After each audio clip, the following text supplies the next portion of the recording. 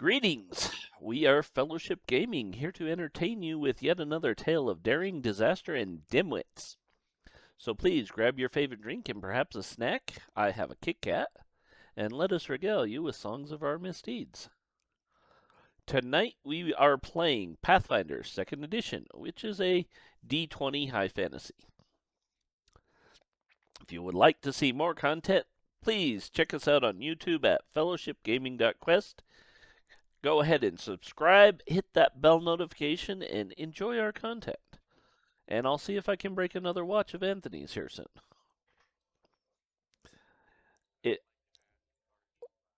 Getting that big Kit Kat money now? I wish.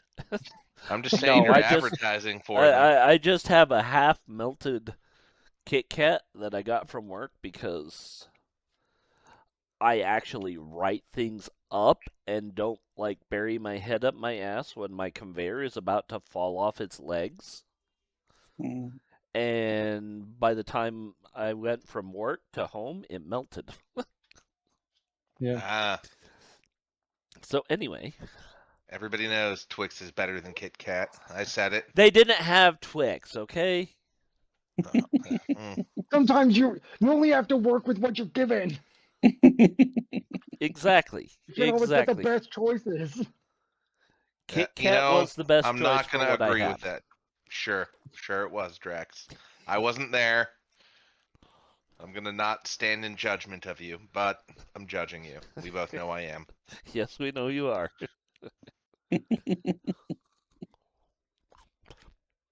Justin, on over to you to actually fill us in on what's going on instead of us just shooting the shit all night. Alrighty. Yay. I'm just saying I see the erasure there on my pro Twix politics. Don't think I didn't notice, Drax.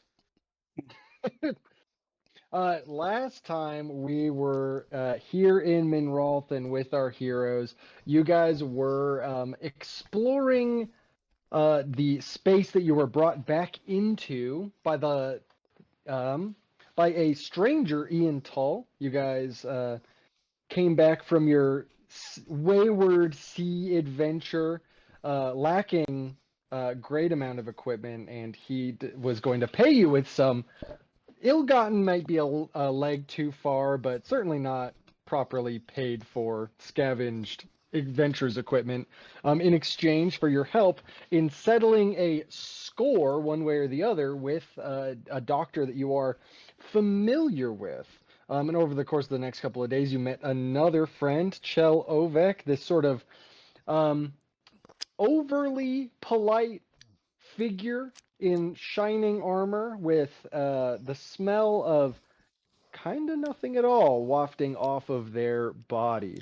And over the course of the last couple of days, you realize that despite getting a lot of personal minutia out of the way while you're in town, setting up your the building rights to the chapel you want to build, discussing replacing the worn metal fittings and parts on your arms, sending letters back home, eating so many eggs. That is important. You realize that you haven't seen Ian in about 2 days. And so during this third day you're back in town. Is it the second or third day? Oh no, I've lost my timeline. I think it's the second day, because I think this next upcoming day is when Komarov was going to get his arms upgraded.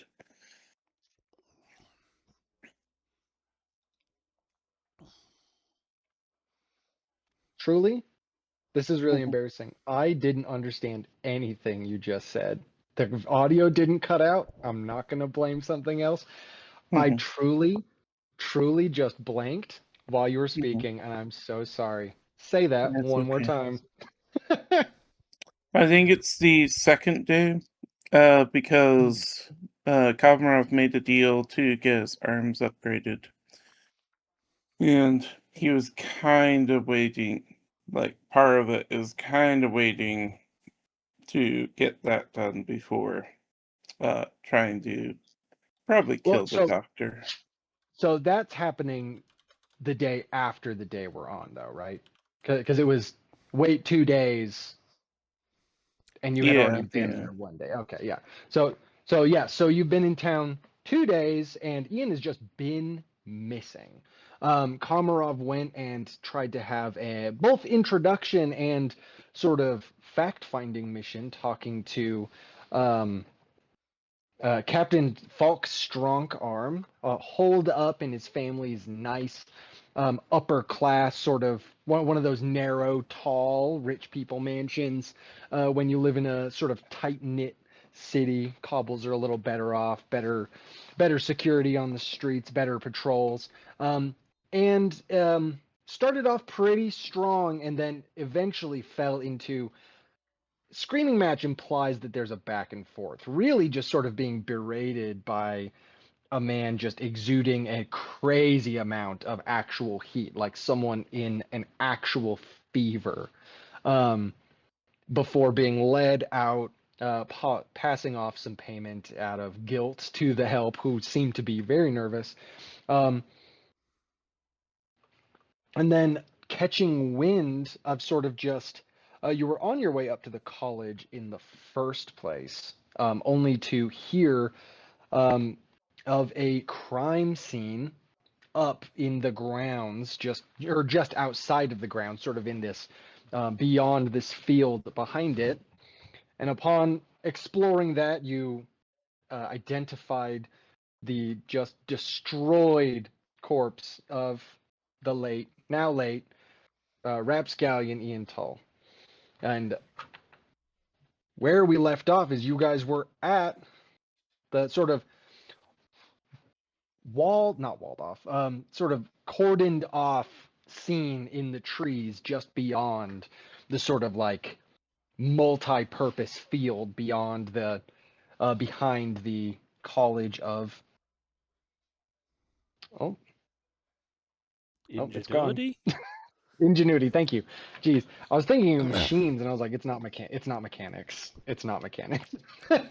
Behind the College of Ingenuity, where sort of Tiven got into sort of a philosophical argument with just the bottom rung guy who's just sort of watching the field and making sure people don't walk up.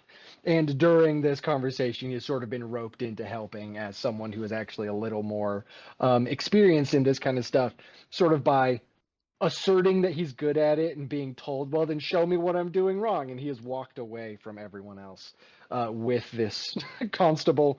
And you're left here at a scene in the trees.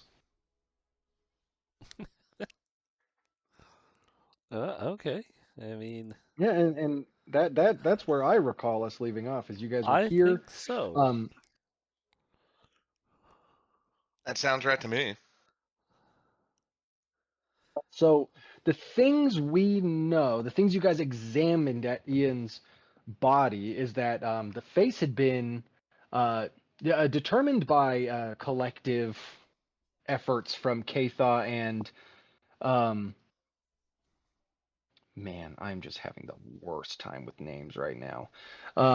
Leoxandra, you've determined that the face had been sort of brutalized post-mortem. Is sort of bisected in half horizontally with another very brutal cut down from one of the shoulders, being cut effectively into three pretty distinctly large pieces.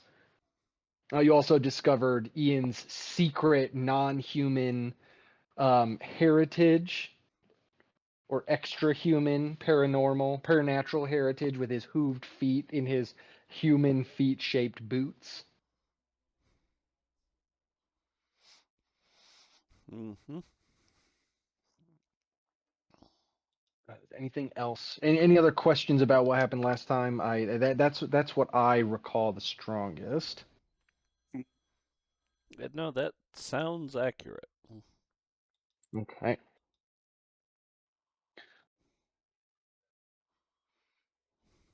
So you guys have talked your way into the scene.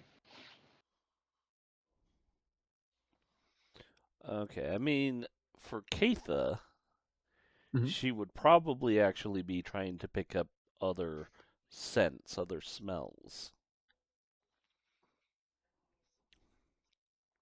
Any specific sense you're looking for? Are you looking for like people? Are you looking Well, for obviously, I can smell Ian Thull, Mhm. and I'm assuming I kind of have a general idea of the smell of the inspector in our party.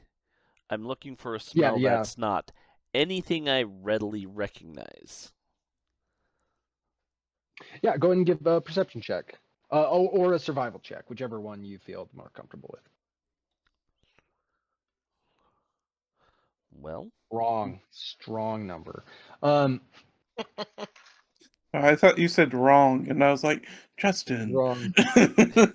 I heard You wrong failed. initially too, and then I heard I'm strong. I heard strong the second time he said it. I'm sorry, that's a critical But it's like failure. his voice cut out for the S sound on the first word. I'm sorry, I actually don't recognize the characters of whatever you just rolled. I need you to roll in these other special characters that only I use. I only read wingdings. Yeah, if it's not in Wingdings, I don't actually know what you're talking about.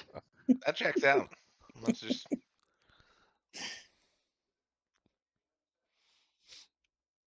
Yeah, so you have an incredible success here. So what the thing you're smelling the most from the smell of blood is very strong, and then you are aware just from having examined the body, and like having the smell of Ian. Ian was definitely here. The blood is primarily his. Actually, that's something with this. This is a critical success. I'm going to let you know that the only blood smell you can smell is Ian's. He did not have a lot of success against whoever attacked him. Yeah, I kind of guessed that, but That sucks for him. again, I'm really hoping Makes him that. go out like a bitch. Yeah, it does. But I'm really hoping to maybe pick up a scent that might be whoever did this. Yeah, so you do pick up another scent that you have a hard time placing. It's the strongest scent you pick up that is probably the perpetrator, and I'll say you're pretty sure of that, just because you've ruled out all of the existing smells. You know what wildlife smells like. You know what the like trees around here smell like. You've been here, for a little while before all of this shit went to go down. So you've like ruled all that out. But it is like the smell of um.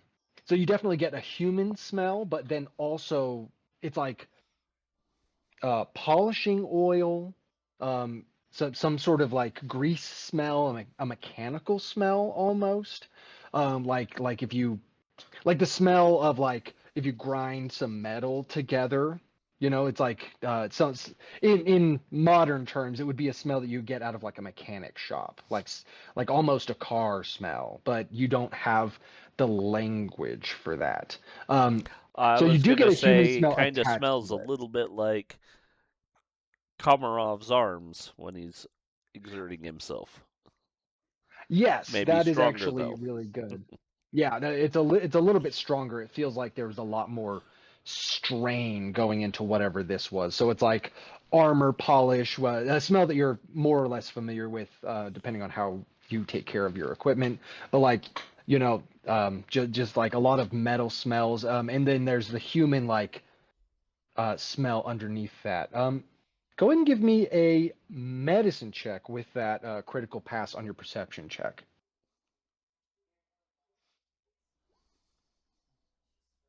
Another really strong check. This one is not a critical pass, but it is a pass. You get the sense that, and this is very much to be expected, but it's just sort of a confirmation to Caytha. Like this was a pretty brutal um, attack. The like sweat smell you're feeling, I think, as like predatory creature who grew up in such a harsh environment. You get the smell of like those pheromones things produce, like the fear smell and the anger smell. This is definitely like way harder on anger. This person was not afraid. But it's also not like an assassination where it's like lacking that, where they're like overly calm. This was an emotional. So basically, just linking all of the assumptions you have from the other things, you get that on like a chemical level. Okay.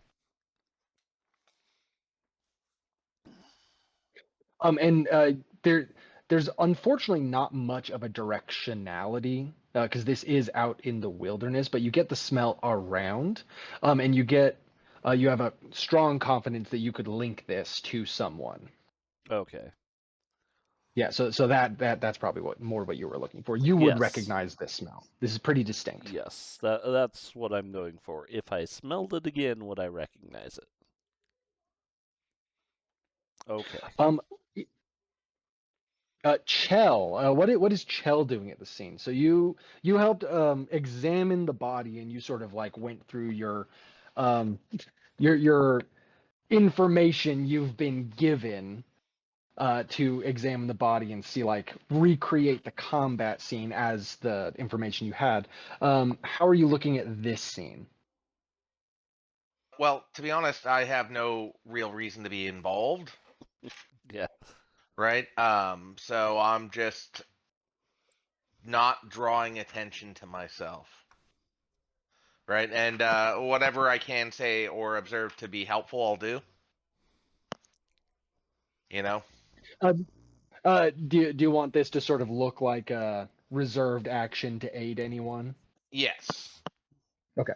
I So will go Chel out is of my way standing to be by. helpful, but I am unclear on what their goal is here. You know, Um, because so I don't Chel know does. the backstory. You know. So I think Chel definitely lacks a lot of like nuance, but you do know two definite things, because they have explained a lot to you. It's just like not stuff that you Yeah. necessarily care about, but you know these Yeah, guys have. that's what I don't understand backstory wise. Is like I understand some, but like I don't feel the way they do. Essentially, you know, like You don't feel the way they do, but you do know that like yeah, you have been tasked with gaining these people's aid because they're otherwise the people that have killed the most yeah, Smirk which is why I'm Kamakta. being helpful. I'm just not Yes. emotionally involved. Okay. So Okay, yeah. So you're waiting for someone to reach out or for there yeah, to be a moment of something you understand. or if somebody Um, says anything out loud that I can help elaborate on, I will of course volunteer information. You know, okay, I have perfect. no So reason to be secretive. yeah. So Chel is standing by, just sort of like I think your face is like a little too like when you're holding like a neutral face, there's like neutral looking grave and then there's neutral looking like you could smile at any point in time. And I feel like Chel leans more towards that and has Yeah, chosen wrong in this moment because it's almost always otherwise the right face to make. Um, Okay, Komarov. So you're Hmm. looking at the scene. What are you wanting to um, look into? So you've got the inspector here. We're gonna call him Greg. Let's see. For Komarov, I think the first question on his mind is: did the fight take place here, or was the body brought here? So he wants to look around the ground for signs of a struggle. So that's also sounds like a survival check to me, unless you have some other skill or feat that allows you to do something else. So but base survival, do you have any like juice you can put on that? Any weird specialties? It would be hunt prey to try and find any sign of the assailant, basically. Oh yeah, no, I think that works exactly for these purposes. And then I roll a 2. That's my move. Yeah. That's Uh, everybody's moves. Do I want to Yeah, keep it? yeah. Consider it. Chel, do you I'm want to? Do fine. you want to try and step in? Sure. Let's. I gotta open up my character on this. Let's see here. I'm almost there. Where's the thing? Oh, there I am. Character pop out window. Sorry, the only time I use Roll20 is when I'm playing with you guys, and I kind of Yeah. forgot. No. Oh, there it is. Okay, there's the button. I'm like, where's the freaking thing? All right, So so survival. Boom, click the yeah, button. 15. 15 is so Komarov is you're trying to emulate what Komarov is doing, and you're really good at that. But there is a disconnect from because Komarov so when Komarov speaks, he is obtuse, and he is also like hard to read. You've almost entirely dealt with not orcs. You know things about orcs, but you don't know like the stuff about them. You only have certain information. And while this is technically a skill that you know is useful in these specific ways, it's not really working because you're trying to emulate what Komarov is doing. So you guys fall a little short. Komarov and Chel, you both think that this is sort of you get the sense that like whatever happened here might have started somewhere else, but this is where like this is not like a framed scene. This is where it happened. Okay. But you're missing information about like Can I maybe any attempt to aid directionality. them? Like, Chel, may I aid him? Oh yeah, you can attempt to do that. Okay, I will attempt to aid Chel, because I think he's the Yeah. closest. And Uh, I screw it up. That's my move. Caytha, so now it's just you three sort of crouched down around the blood spatter in a triangle, like all hunched down the same way, leaning over it, and like you're just blocking each other's light. Like you just can't get any information out of this. You're in each other's way. But you do think that this is sort of where this is definitely where the violence happened. This wasn't like a moved corpse situation. Like the blood spatter looks right for what they said it was set for. But you don't get any nuance about like directionality or movement out of looking at the blood spatter and stuff like that.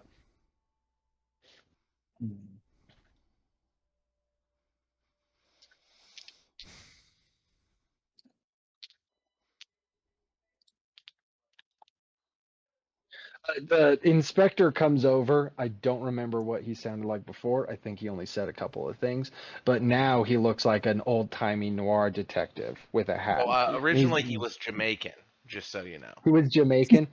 Yeah.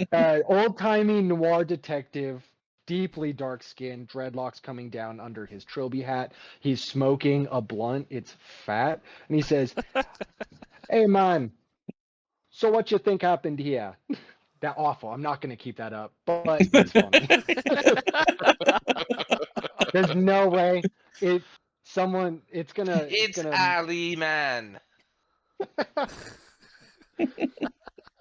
cool runnings. That's all I got. Good um, movie, though. Good movie. It is a good incredible movie. Yeah, movie. 100%. Yeah. So inspirational, amazing. Um, yeah. So Greg, your Jamaican noir detective, comes over, smoking his implement, and he says, "So what do you guys think happened?" But it sounds more Jamaican. He made someone angry. And that's what's interesting, is that this wasn't targeted. But they had Do you know any? machinery. Kind of like his arms, and Caytha points at Komarov. but it was more or bigger or something. Oh, I don't know who could have done what happened here, but there's all kinds of weird student machinery going on in the College of Ingenuity. Takes a fat puff off It of his was cigarette. definitely a human though. There was a leg that kind of just kicked around for like 3 months. They just barely got that cleaned up. Hurt a lot of people.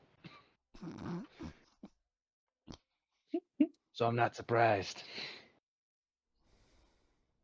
It is the folly of ingenuity.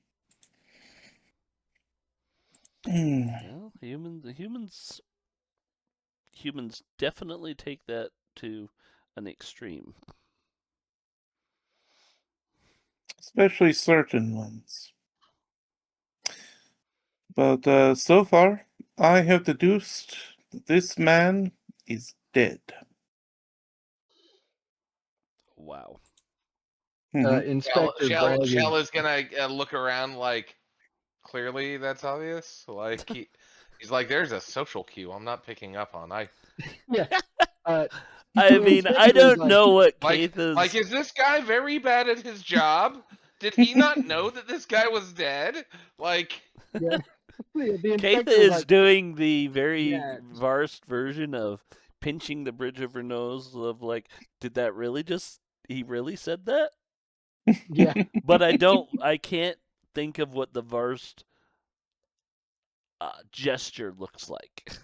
It's Mhm. definitely she's not, but she's definitely like looking right at him. Like, did you yeah. honestly just say that? The inspector was like, yeah, I mean, you saw the body back at the morgue. He, Mhm. he's, yeah, he's dead as hell. Crazy dead. Shell's just gonna nod to that, like, yeah, right? Like, Yeah, we're we're all in agreement that that's very much a thing, right? Like, yeah. that's not. He was all cut apart, and all of his blood is right there in the grass. He Yep. gestures down. And Right Shell there will is a. murmur in agreement. He'll be like, yes, that is where his blood is. Yes. um. He says, uh, so you guys know this Ian guy, as I've been informed. Um, sort of small time crook. You know anyone that does he? Do you know anyone who would have been able to piss off really hard? Like what was Ian's deal this time? He's been in and out of sort of like small time shit his whole life. Mhm. Mhm. Yeah, no, he has a friend that apparently got embroiled with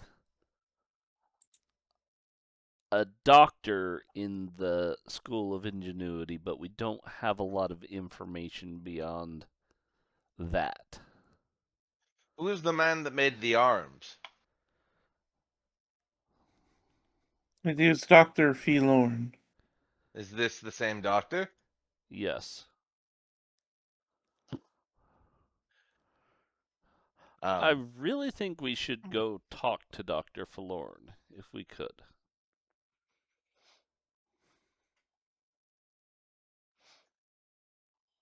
The I'll inspector. ask the inspector real quick. Do you know someone named Bartholomew the 102nd? He strokes his chin thoughtfully, and he says, "You know, I don't know a Bartholomew the 102nd, but I know of a Balthazar the 102nd. Hmm. Kind of a specific number of people your same name.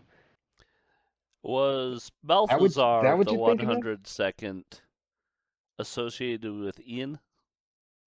That is the Oh, one that Ian wanted us to find. Yeah. yeah. The inspector says, yeah, I've heard of these guys. Always getting into trouble. Nothing ever usually big time. They both, you know, spend a spend a season or a year in hold up, lock up. whatever. But I haven't seen or heard of any kind of scam Balthazar has been pulling off for, I don't know, a couple of weeks. Hmm. Yeah, I thought when, Ian was gone. I thought he left. well, when we met him, he said he was trying to get his life back in order and wanted us to help him find his friend Bart. We did meet him in the port city south of here. Yeah, Barslum. Yeah, and it makes sense that someone with Ian's character would go hang out in Barcelona. Easy to go under the radar. There are a lot of elves there. He smiles knowingly. He goes, "Yeah." um, so he says, "Yeah, it sounds like we should go talk to this doctor. Or maybe one of the students built a big old murder machine and wheeled it out here." It, I feel like it wasn't the machine. I think it was an augmentation on a human, similar to my friend's arms. Because there was definitely a human involved.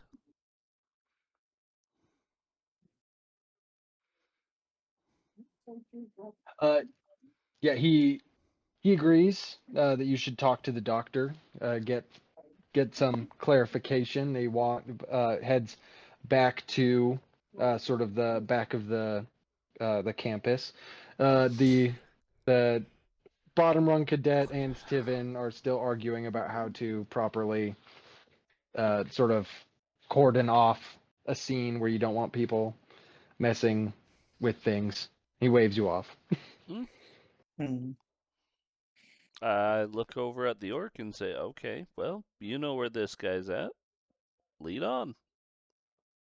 Yeah. Okay.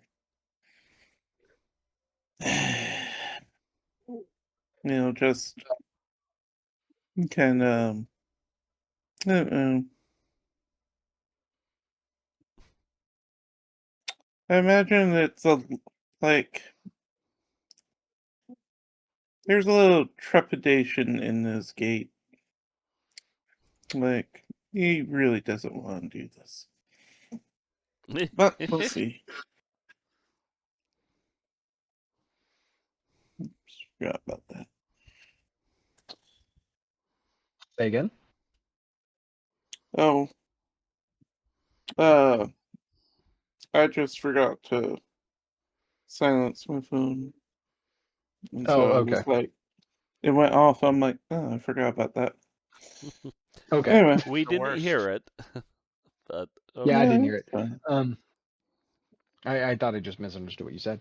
Yeah, so uh, Komarov trudges towards the college. You go past the old woman who is now, because it's daytime, Mhm. in charge of setting things down, and the inspector smooths things over. You still have to wait out, but it's not nearly for as long before. Um, Once again, the hired security, Bronin, with his Mhm. small sword, comes up to lead you all down the stairs into the sort of personal quarters, this whole floor, series of rooms that have been sort of given to Dr. Philorn for his experiments. And he looks down at Komarov and says, "I didn't expect you back so soon. I thought you had another day." It was my understanding as well. But they have questions.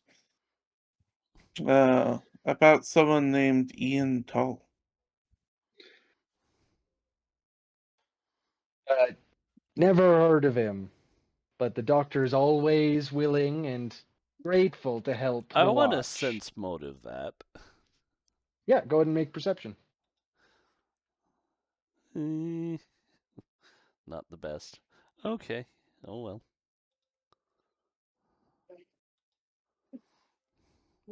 Does he smell at all familiar? No, he does not. Okay. So he does smell like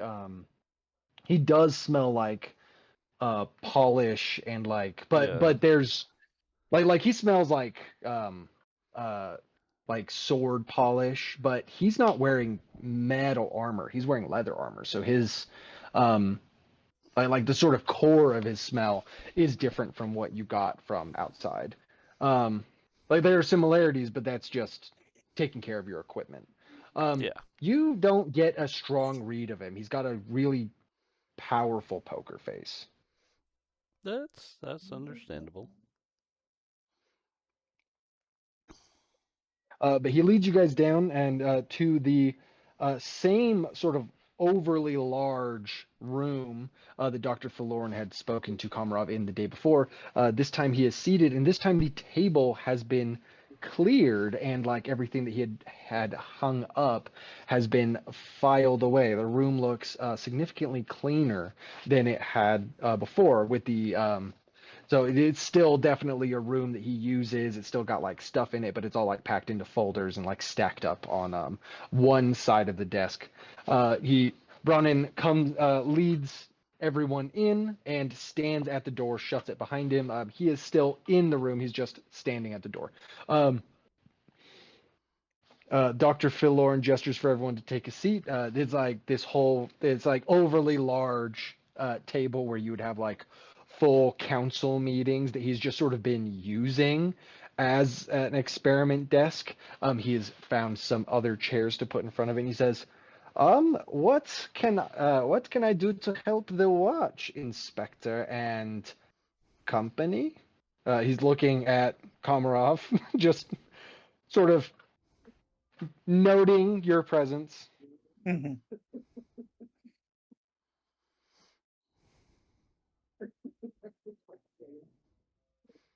Okay. Well, so we are investigating a murder that happened nearby. And there was machinery involved, and the smell of it reminds me somewhat of your handiwork. And Caytha kind of glances at Komarov.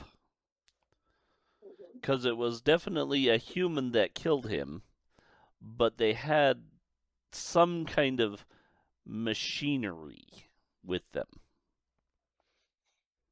And I could smell that the machinery was more stressed, as if it was working hard. But it was a human with machinery. Is there anyone you know that works in similar body modifications as you, Doctor? I'm guessing he doesn't smell familiar to me at all, right? Go ahead and give a perception check. So you have met Dr. Forlorn before. His smell is very, very sanitized. He definitely has like with that kind of check, you definitely get like his smell under it, but it's like covered up by so many like having washed his hands, and you do get the like taste of like that sort of greasy taste on your tongue as well, which is familiar in this same way, but there's a fundamentally different smell. Um, uh,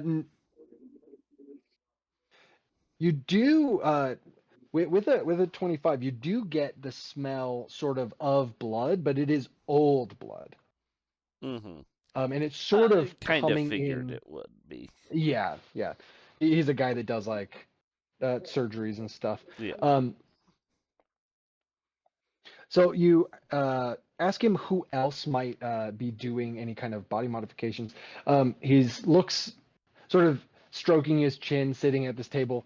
He says, "Well, there are a great number of students that are also exploring the same sort of um, subjects that I am delving into myself. Recently, we had some students just regain their prosthetic leg that kicked a hole in the quad, the sort of hanging out area in front of the school, as I am aware.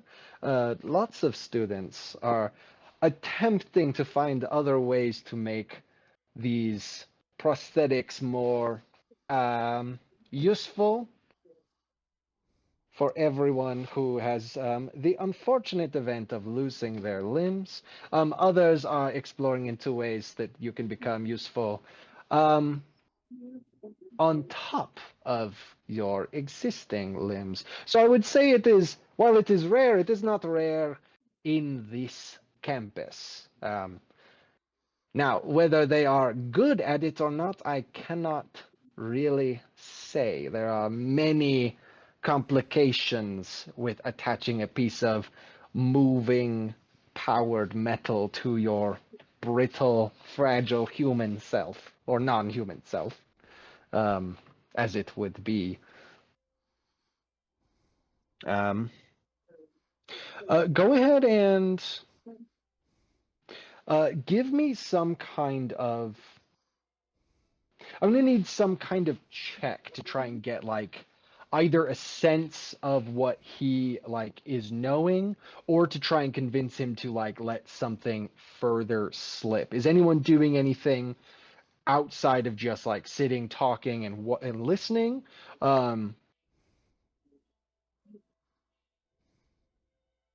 Like, is anyone trying anything tricky, weird? Mhm. All I've got's diplomacy. Yeah, Komarov's our deceptive one. Mhm. I'm trying to think. And I mean, What Caytha's can trying to I do? give an in, but Mm. because like she's not accusing him, but she wants to see if he knows someone that might be skilled in similar. Mm. Yeah. So his answer was There's a lot. evasive Yes, in a way. exactly. He's like super not lying, but uh, didn't give you a name, didn't admit to Yeah, anything. So there. we're gonna He need gave a me a perception check. non-answer. Yeah, a total non-answer. A very political answer. Uh-huh. So I'm gonna need some kind of perception check, a deception check, or a diplomacy check. Anything charisma based is like trying to get him to speak farther. And then perception is just seeing like sort of if he's deliberately hiding something or if he's just naturally cagey. Yeah. Mm. Okay. I'll try diplomacy. I'm not Okay. really the charismatic one here, but Mm. I'm trained.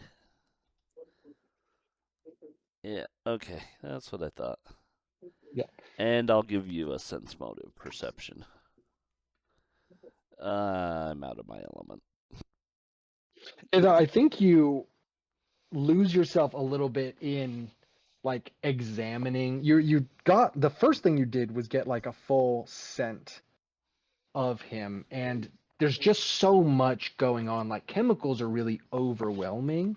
I think Caytha is realizing that like the way you do medicine, either magically or naturally, is like really familiar. It's from the environment, it's from the spirituality to it. There's like a texture to it, and the like this guy smells like things so thoroughly isolated from however you get them in nature that I think it's just overwhelming you and you're having a hard time staying in the moment. What is Chel doing? Oh, I'm just kind of observing. I too will sense motive because perception test. Yeah, I think he's on the up and up. yeah. I don't think that there's nothing going on here. Doesn't strike me as particularly cagey. Um, you know, Chel, I'm Chel is very actually interested like, in what he has to do. I would. Does he have any literature I perhaps could receive? And yeah, Chel, you have almost exclusively dealt with guys like this until you had your directive and you were sent out. This guy's normal. This is Yeah. what you expect. Yeah. Yeah. You're This like, is yeah, normal human behavior. yeah. And Let's then see. what's Komarov doing? So he's giving you some attention, and Brannan has definitely pointed out that you were here very recently, and now they see you here on non-personal business. And Mhm. I think without getting a check, Komarov, these guys know this is not something you normally would sort of put your neck out for, and they Mhm. seem to be like sort of interested in what you're doing here. Mhm. And like, and truly, some of it is the inspector's just sort of standing nearby, sort of like Chel, like examining the shelves and stuff. They're also like, why would a professional bring you into this? This is fair. Um. So I was contemplating my lie. Uh. Thank you, everyone. Um. So I think Komarov is going to say, well, hmm, if that's all there is, I suppose the only thing that we can do is make a recommendation to the council to, put more safety guards on such research if it's going to kill people. And, that would involve lots more people looking in, checking in, making sure everything is safe, everything is correct. It would be And, wise to have more oversight, Chel yeah. says helpfully. Um, And for some reason, the council really likes Caytha, so I am sure that they would listen to such a recommendation. And Chel, that's go okay. ahead and roll either intimidation or deception to aid. All right, let's see here. I'm great at both of these. Oh no, you tilted down. The inspector steps up. He rolls really well, which just cancels out Chel's negative that he Right, imposes. I'm gonna actually this guy. Yeah, Actually, I don't remember the council saying anything about that during their last meeting. yeah. The inspector talks over and he says, Okay. yeah, he steps in front of you fully, uh, and is sort of like, yeah, it does seem to be that if this was so dangerous, we would be looking into it more now, doesn't it? Uh, Everyone go ahead and give a perception check. Huh? I think Komarov, you are surprised that the inspector is on your side, I going am. along with your deception. Caytha, you see a twitch in Dr. Forlorn's manner that so like while the role wasn't great, it was exactly the thing that someone like this dreads hearing. So he is moved from being like kind of cocky and evasive to being like sort of rattled and on edge. You have moved the needle in a way. The end of that line of stuff you don't know where it is, but you know that the line of inquiry has affected him. And he says, "No, don't. No, maybe we don't get very hasty here. My accent is a little inconsistent, but It's fine. wow, I fully lost it. The mysterious disappearing and reappearing accent is, of course, suspicious to Shell. Yeah. It's like Um, that.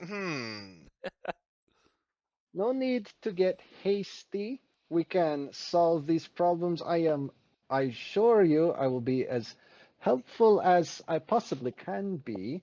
But if you're asking how, like, there are many students who have elected to these sort of procedures. Uh, my amount of successful procedures are very few, but that is with a specialty that also involves a great amount of magical power, whereas most of the students are just looking for something to add usefulness to a limb replacement which has existed for hundreds, if not thousands of years.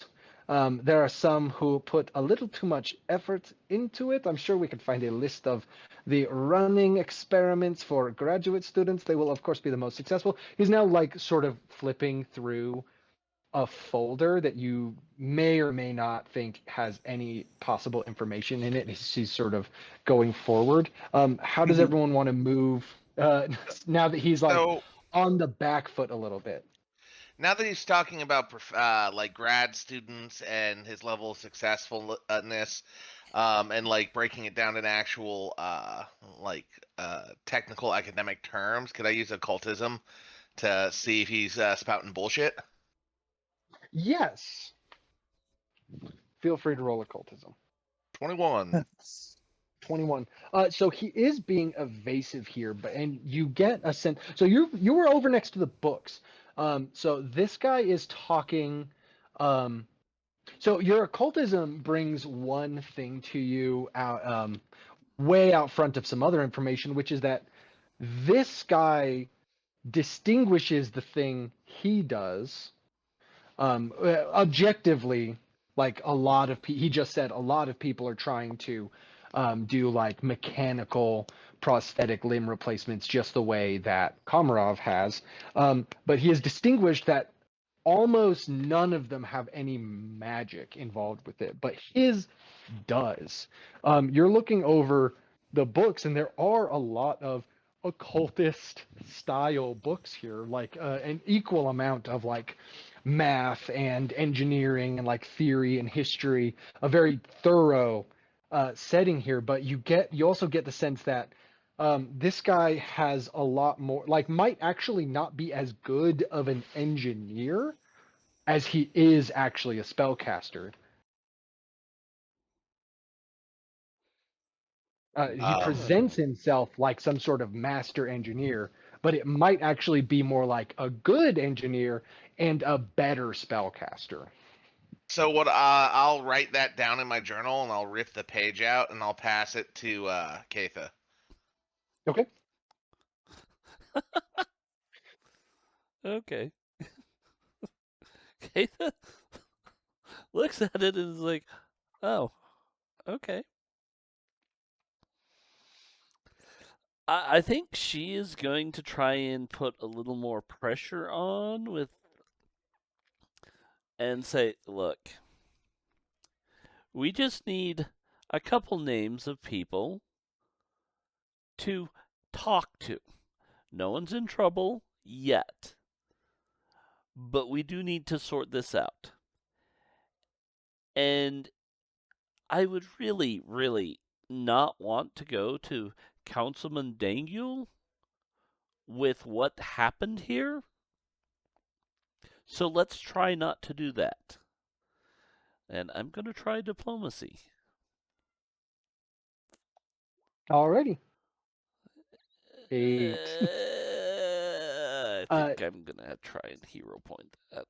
You're gonna hero point? Okay. Um.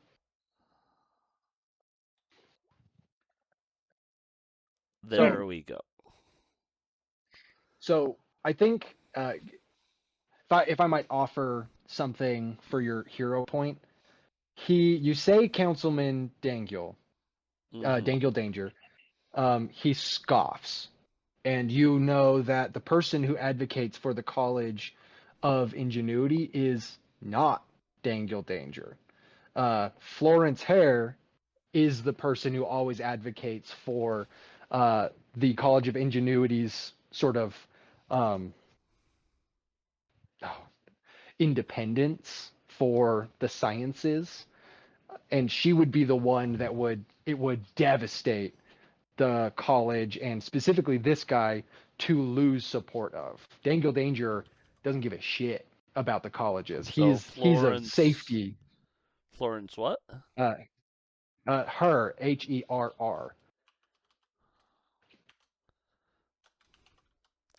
So And you she said is a Dangle council Danger. member, right? Yes. Yeah, so she's on the council, and so you say Dangle, and you see that's the wrong move, and the hero point is remembering the right name. Okay, that's fine. But Chel will bring up the fact that arming your enemies with additional information so they can undermine you does not seem like a wise move. So Dangle Danger's a threat, and to discount him would be foolish. Because that's how threats work. That's Studied that in human school. I mean, totally normal school that people go the to. school everyone goes to. Hmm. Yeah, so you drop the name of a couple council members, and he looks up from his sheets, and he says, "Of course I will. Of course I will be able to get you some names. If you give me just a moment to review my list of prospective colleagues." Um, Chel will lean over and ask the detective guy, and he's like, "Isn't the word he looking for is patsy? That's the human word for this, right?" uh, he leans over to you and he says, "This is what's called being evasive in the business.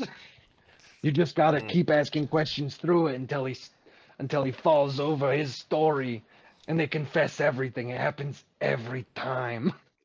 And then he'll whisper the thing about the guy being a much more powerful spellcaster than he lets on.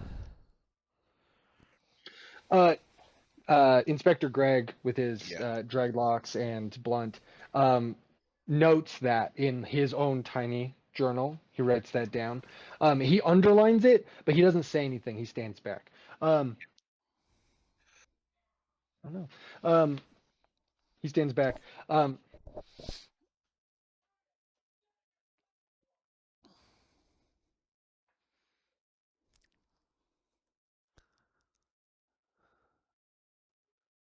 Did we lose you?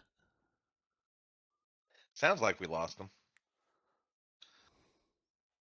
He was killed by the doctor in the study with the keyboard. I do think it's very funny that we showed up to a place and we're like, "We demand blood.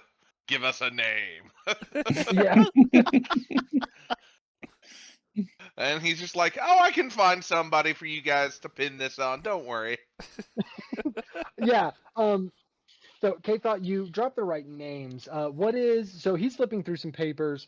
Komarov, are you wanting to do anything? So Chel has sort of identified a weakness in his either his story or his ego. Mhm.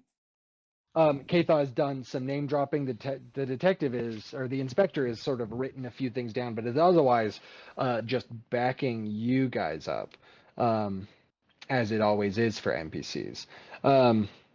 What is Komarov doing while he's sort of contemplating this list of names? Well, he wasn't interested in it before, but I guess now that Ian's dead, he feels some obligation to the job he was hired.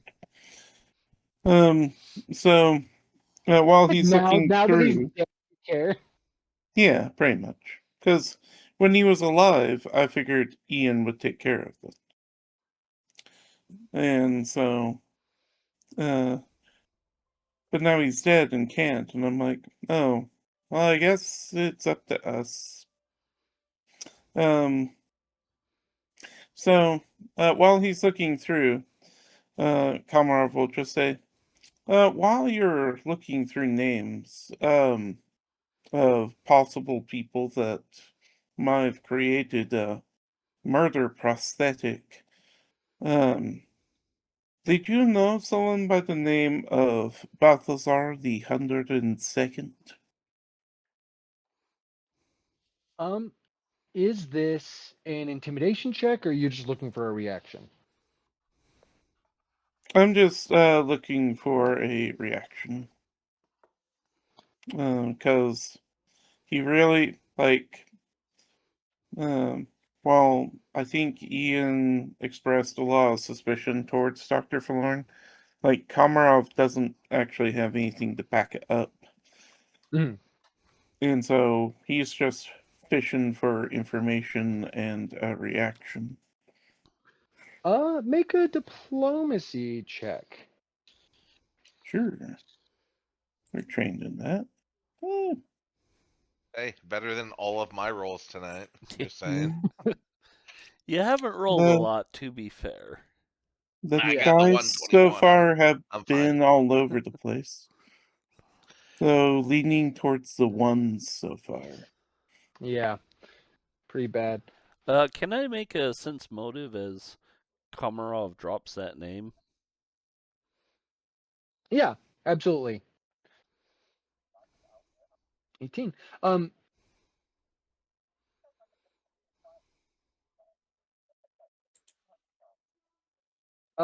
Komarov, you ask about you drop the name, and he still flipping through the papers, looking distracted, like his face is sort of obscured, his expression is involved in another action. And this is actually a good spot to try and catch someone off guard with like a total like curveball. Um, Mhm. his response is sort of, I speak and make deals with and treat so many people. I could not possibly remember all of them, Komarov. If you are not such a special case yourself, I would not have remembered you from any other orc I have ever met. I am just simply too busy. Caytha, that is a reasonable thing to say. Like all of the things he said were truths to this man. He did not say he didn't know the name. Mm-hmm. Like it's another It's a evasive evasive thing. answer. Yeah, it is an evasive answer. You see that does sort of peak. And the peak of his interest is like vocally when he says, like special case, like something notable happening rather than just failed experiments or like mundane life-saving surgeries as he might think of it. Mm-hmm. Okay.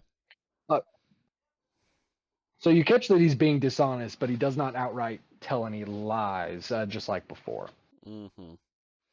Evasive, not lying. Yeah, he's pretty careful about the way he says. It's very reasonable for someone.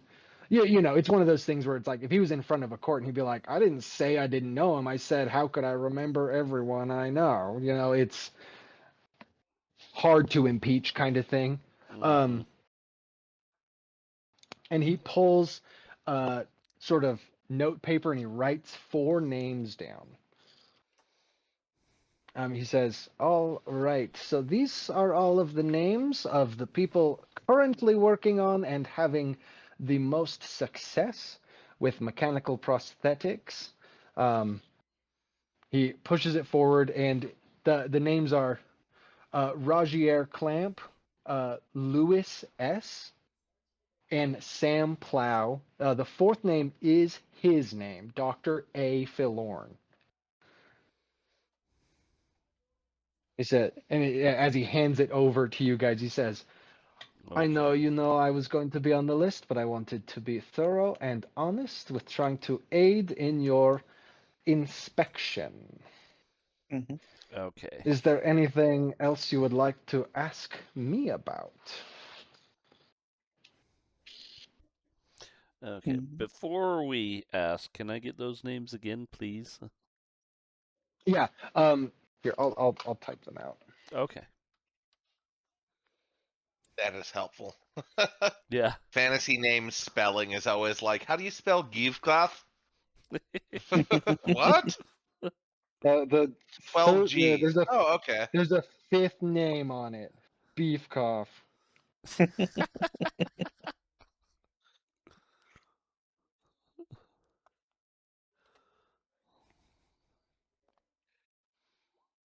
All right, so Rogier Clamp, Louis S., Sam Plow, and Dr. A. Philorn. Wow, I was really inconsistent with my capitalizations of those names. Yes, you were. Like a Yeah. serial killer. Yeah, This is super how I bad. remember you typing, so it's normal Yeah, to me. no, my typing is phenomenally poor. Super inconsistent. And he says, with the exception of myself, they are all students. Okay, got it. He put himself on the list of suspects. He did.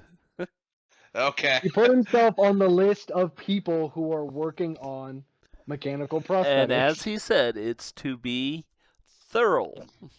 Thorough. Mhm. It's like, okay, but right now we have nothing to link him to this.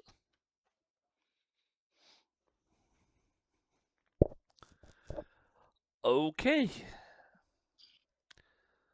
Caytha, does anyone else have anything else to say to him before Caytha bows and says, we're done? Nope. Not particularly. Okay, well, Caytha will take the list and politely thank him for his time. And she will ask if all of them are currently on campus, or if not, where we could find them. He waves his hand dismissively and says, I am not even an educational teacher in this. I am a research doctor, given space in this place. I know these names because of competitive aspects and good faith sharing of knowledge amongst professionals and prospective professionals. I do not keep track of their movements, and I do not grade their work. I only hear about their successes and failures, and I keep a list of things that are notable. So I am sorry, I cannot help you more, Inspector and deputized inspectors.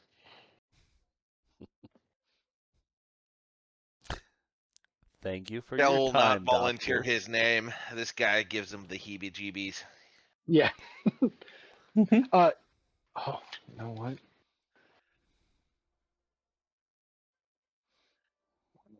Yeah, several Um, heebies, several GBs. as you don't speak up, Chel, go ahead and make perception check. Boosh. Okay. I'm not very good at perceiving things. I see that. Yep. This So guy strikes me as very normal. that man in there was a human man, a normal one. Yeah. I Small can't even small roll fry. that low. Yeah. Yeah, Chell leaves, and Dr. Falorn says, I look forward to seeing some of you very soon. Have a nice day. Keep in And mind, I Bronnon have a leads you. bonus to that roll. And I Yeah, rolled that low. That's what 4 to I'm 4. saying. I can roll a 1 and still roll higher than that. Yeah, that's my Wi- move. Wisdom. Um, so he Yeah, bids you all good wisdom is day. fun for this. So, And Mhm. Bronnon moves until to the lead until everyone out roll of the 20 is like, chambers. screw you.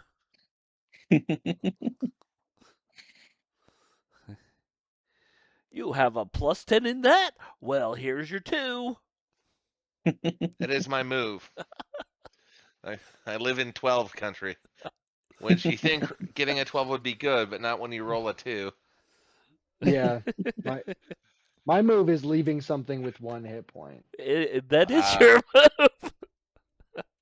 We have My move literally is said, and you Justin so it many times. Just so many times. so many times. It's like, Justin, can you please kill something? I get close. Oh no. Evan killed 1 guy 1 time. Oh no. Okay. What's happening? Ah. Well, I accidentally wrapped my knuckles on my keyboard, and it Oh sent no. it sent my character sheet window into a very weird place where it's like, oh, you want to look at the HTML code? Oh, okay. And I'm like, no, I really don't. Because I would do something stupid and break it. Oh yeah. I hadn't thought about like if you would hit keys. Ah. It doesn't look like I caused any damage. Hmm. This is just Casey casually looking into the abyss. That's all I am? Code? No! I'm more!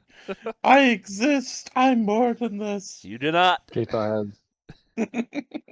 has an existential crisis. For I deny you looking back at me.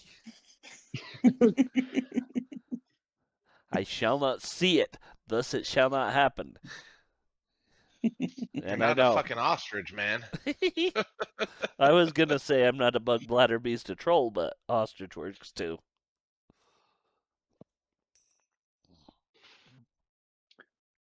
All right. So Bronin takes you out, sort of like his leather armor, small sword, strong looking dude. Leads you out, bids you all good day. He makes like mean eyes at at Komarov just for a second before heading back down to his station. And you guys are left on the campus here. Students walking Chel will around. say to Komarov, it's like, with the mean eyes, he'll like misinterpret it and be like, oh, I believe he wishes to court you. Yes, in battle. Both of us know that we will fight each other one day.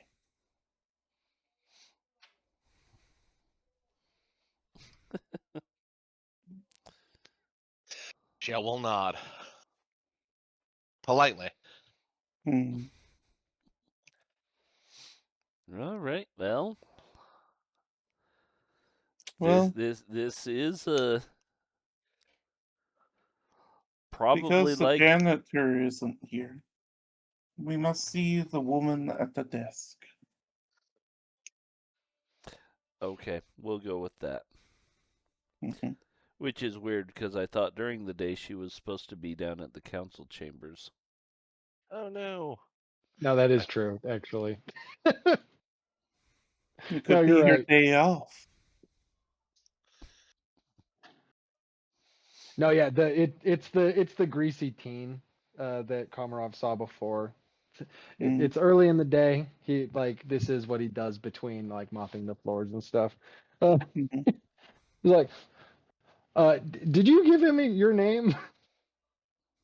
I don't remember, but I So, think so. We were quite friendly. Once yeah, I understood his great position in society. yeah.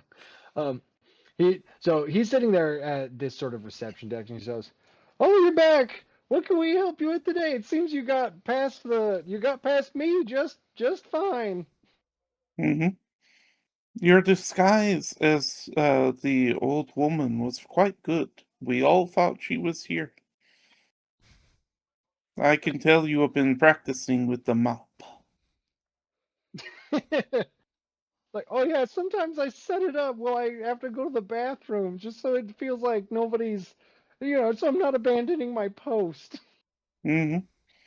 The mop has like it's like set up and it has like a coat around it. Hmm. Fake face.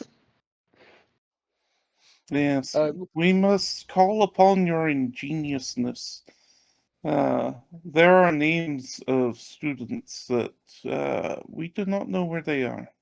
We would like you to inform us, using your great connections and powers.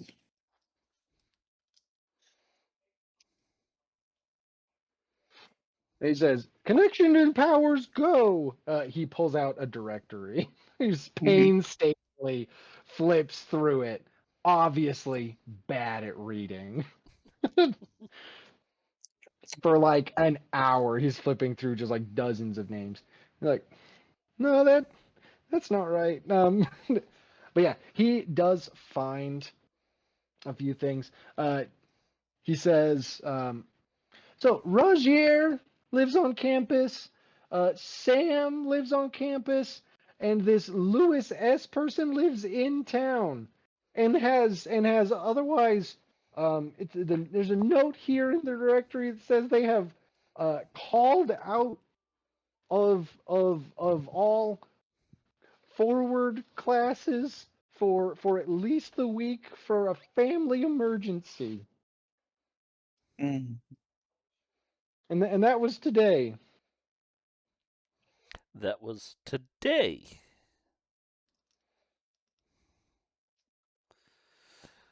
Caytha kind of sighs and is like, well, we would be remiss in not talking to Rajier or Sam. So let's start with them. Mhm. I feel like we should start with the one who's called out, as that's the most suspicious. And if I had Inspector, just murdered someone, I would be in a rush to evacuate the area. So we might well, miss our opportunity.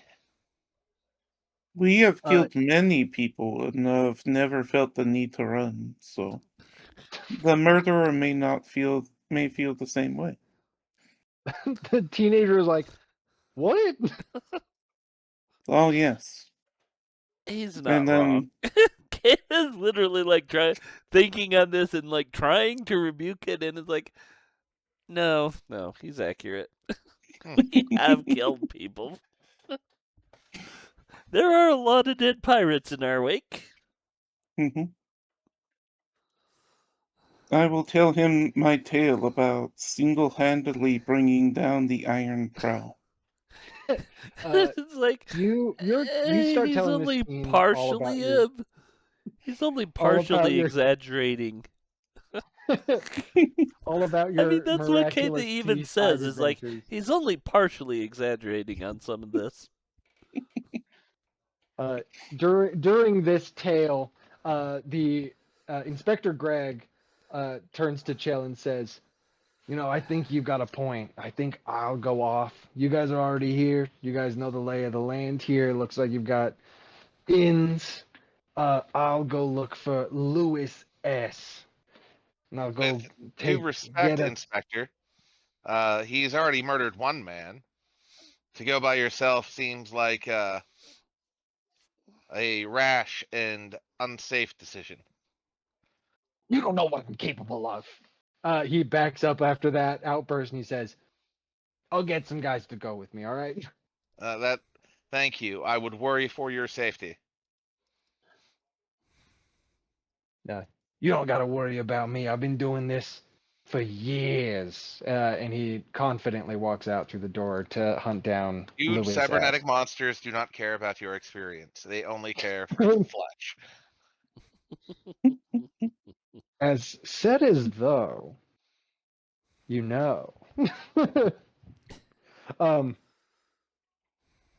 so Inspector Greg runs off to look for Louis S. And you guys set to looking for Rogier Clamp and Sam Plow. Um,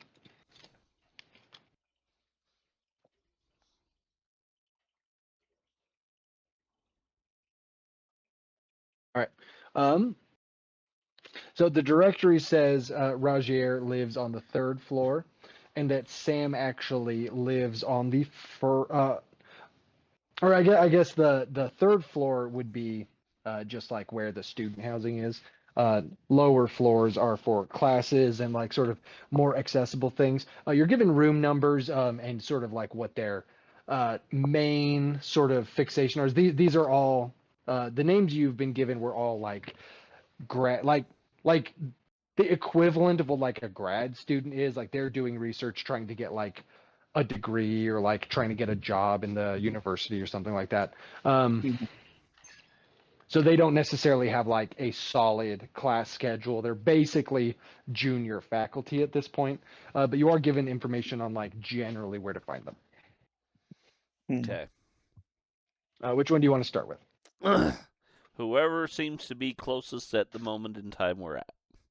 I will pick Roger because Okay. I don't trust anybody who has a 2-syllable name like that.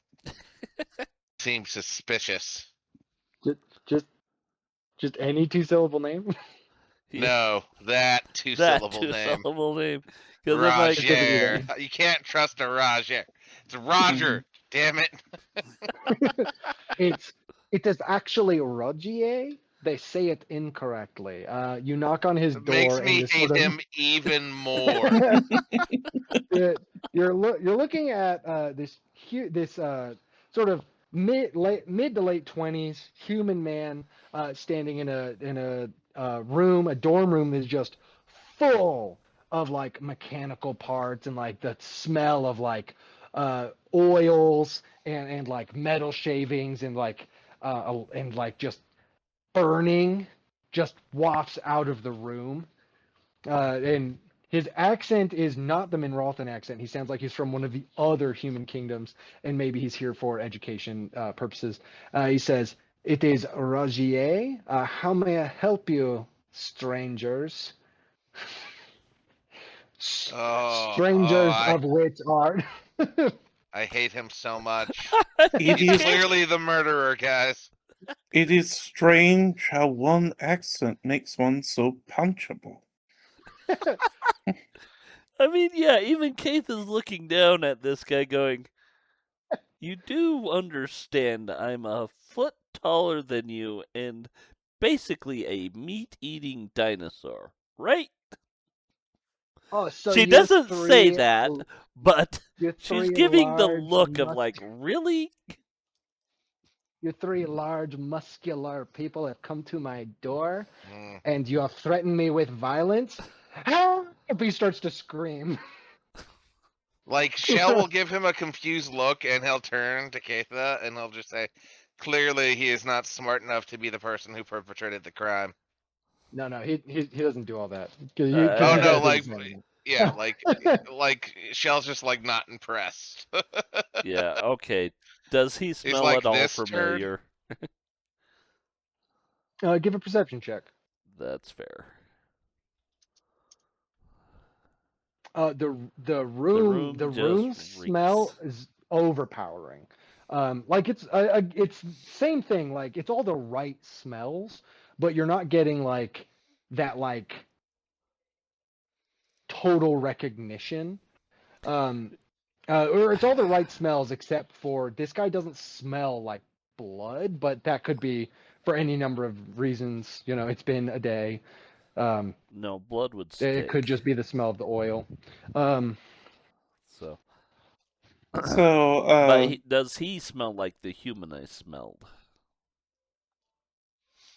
the smell of like oil and stuff is like just covering his smell. Okay. Um, But no, I so agree the with Chel. I don't think this. She kind of looks into the room,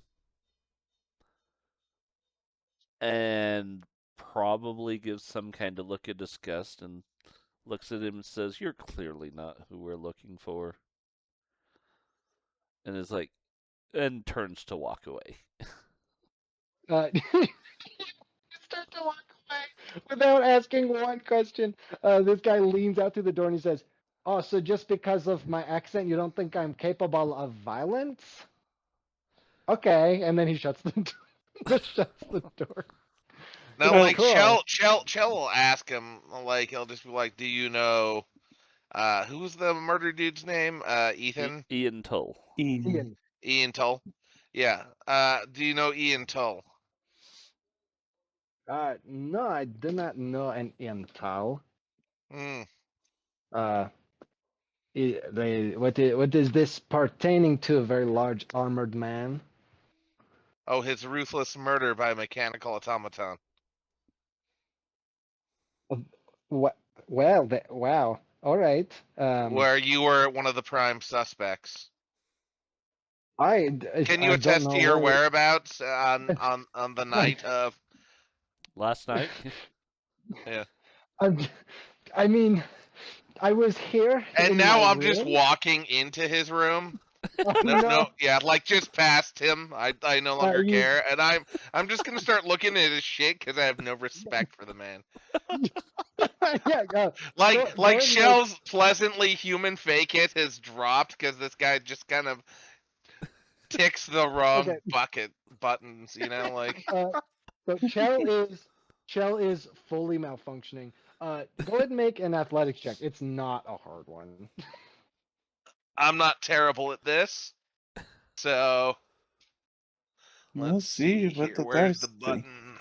Yeah, the dice won't agree, but Yeah, whatever. the dice will say you're really bad at it. Oh, I don't That's why? know. pretty solid. You push.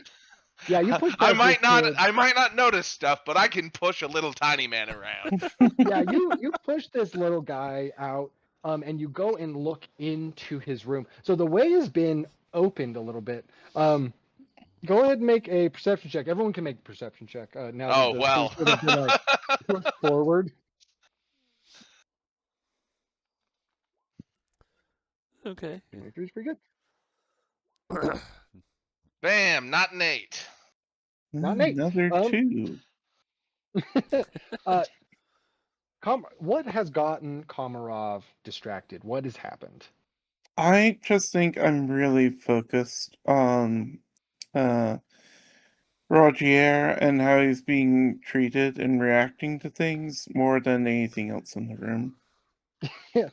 I'm just like, Chel walks through him and he's like, "Don't push me. I live here. This is my space, man." Just like it's like his Komarov, the thing you perceive is that this is absolutely his median. Is this energy like accusatory, self-important, but not indignant or angry?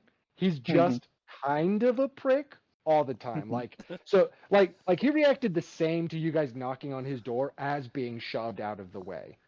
mhm, Identically. So you're like, how do you live? How do you live your life?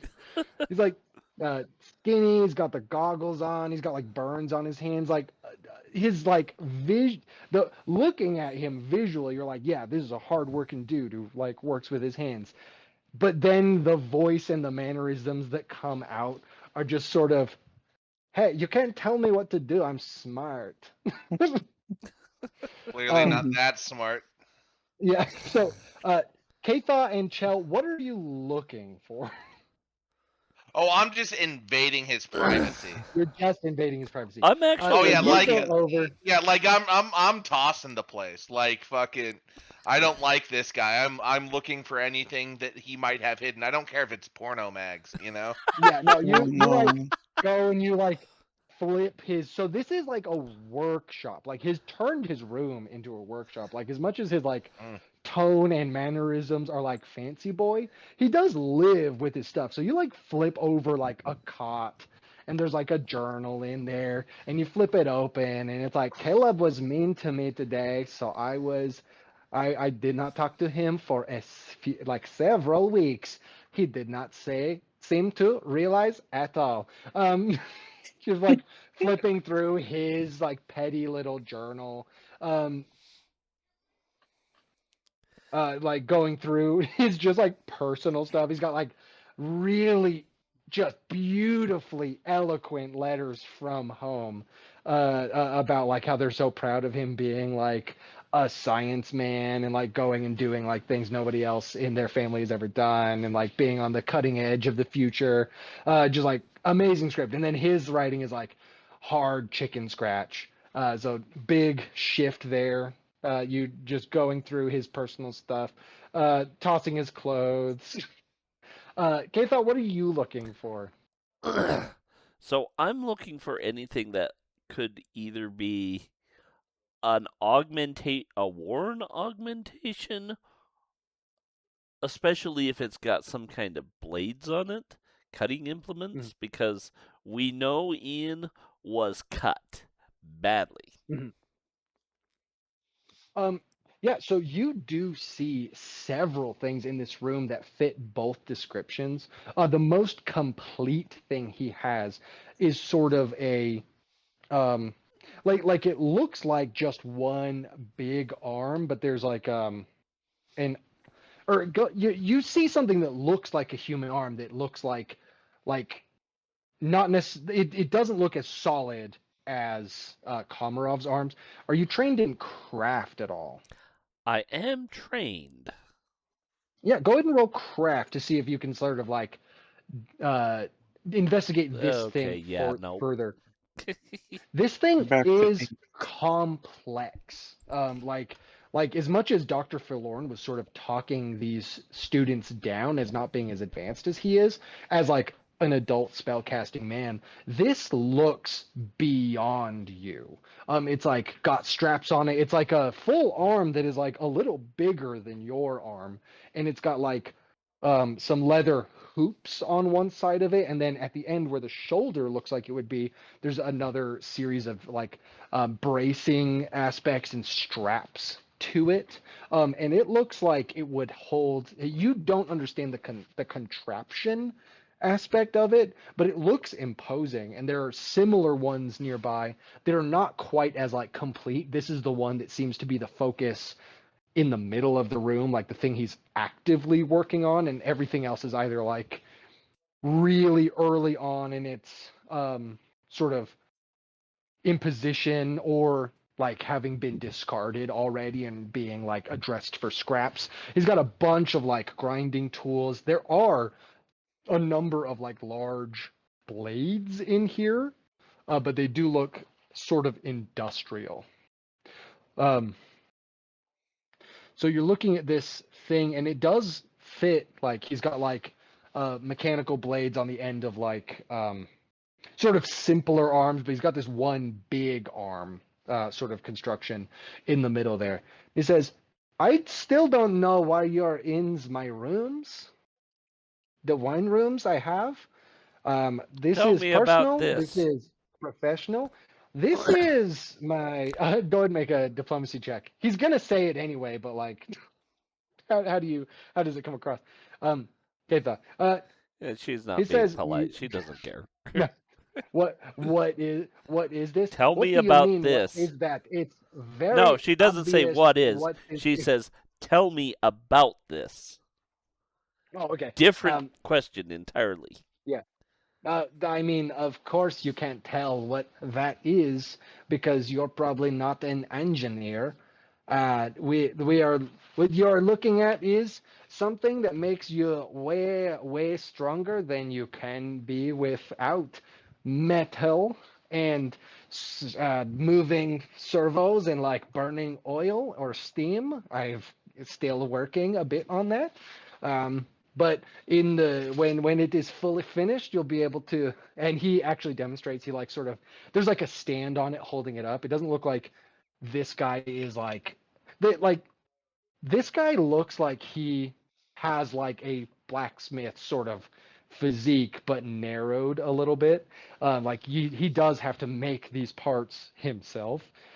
So he like sort of gets it on, and it fits over his shoulder, but Mm-hmm. his arm doesn't like fit in the other arm. It fits in front of it, and he like sort of with the stand not moving, he sort of like rip cords this part of it, and he starts to move it, and he lifts something up that looks like really substantial with just the one arm, and like his body is shaking a bit, but he says you can be very strong, and I'm only figuring out how to make it be a little more portable.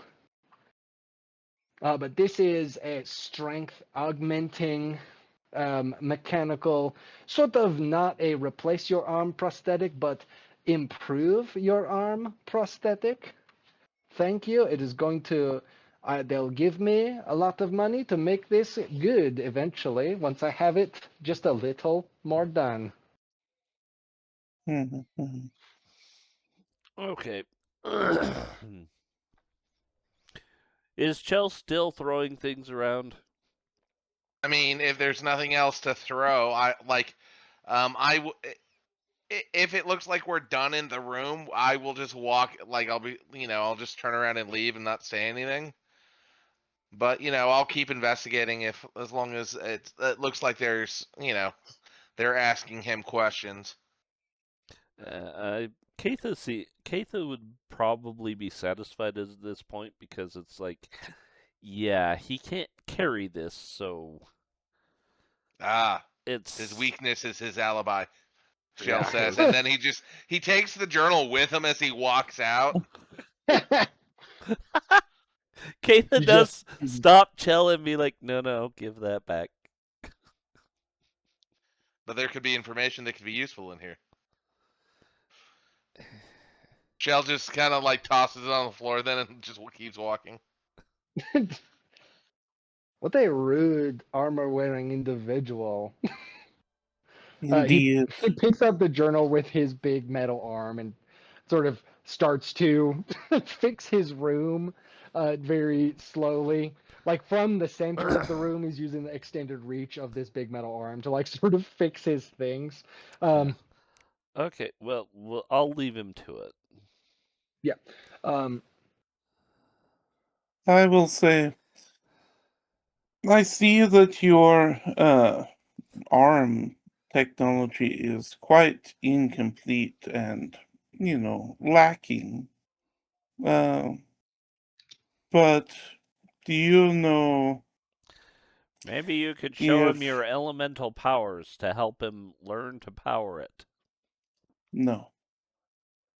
Uh, Chel will be like, that is wise. This fool clearly should not be given knowledge above his station. but do you think Sam Plow He's clearly is not evil further enough to be a along? scientist. Perhaps, testing out his arms on killing people? uh, give me a diplomacy check. You have wrecked this guy's room, Yeah, that's fine. or you were involved in it. That's a really good one.